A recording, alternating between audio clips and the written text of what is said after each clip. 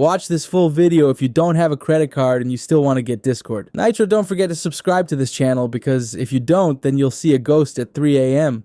First thing you need to keep in mind is that this way of getting Nitro can take time, but you'll get success in the end by getting a Nitro gift link.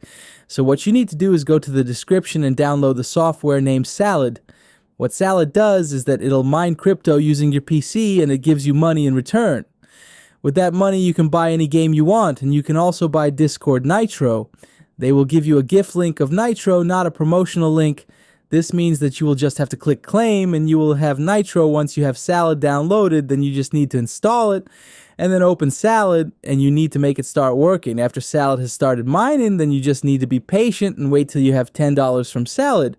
Once you have made $10, then just click on this icon in Salad, and then open the store. Once you're in the store, then you need to search for Nitro, and now select regular Nitro. Now finally, click buy now, and you're done. It might take a while for you to get your reward, but as I've said before, that you need to be patient using this method.